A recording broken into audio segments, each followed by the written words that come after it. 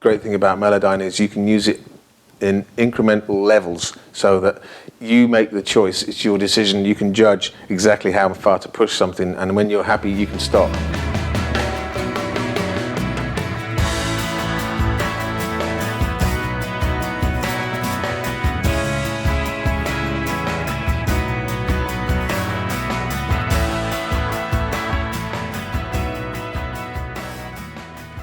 This is an orchestral session, or part of the orchestral session I've done on the Damien Dempsey record. You can analyse what's gone on.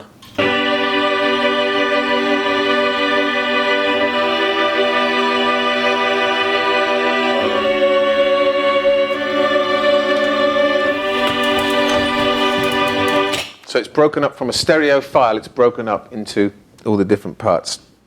Quite extraordinary. You can rewrite this part. So if you feel like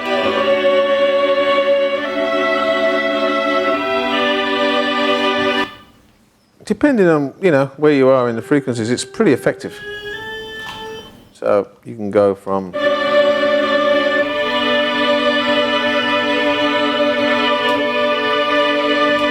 beautiful, and this is from a part that was, so it's pretty genius. The other great thing about DNA is as the stereo file goes in and breaks up, it also produces a stave above with the notes in manuscript. You can translate into a MIDI file by going to Save As.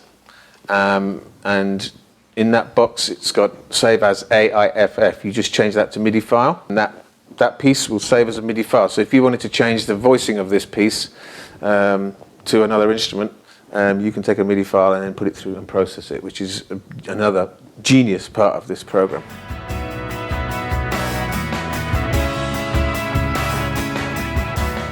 Yeah, so with Damien Dempsey, you've got a lot of movement in his voice. He sings in a kind of an old traditional style, even though he's a contemporary artist, and he integrates a lot of ornamentation from old Shanhouse style singing.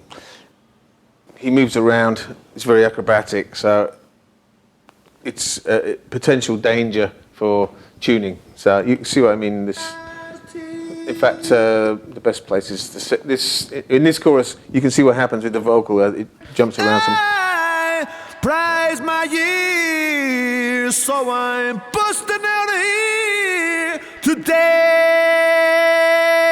So there's critical points in that vocal. The today is very important to be bang in tune, but of course Sinead's joining on the today, so it's quite important that's in tune.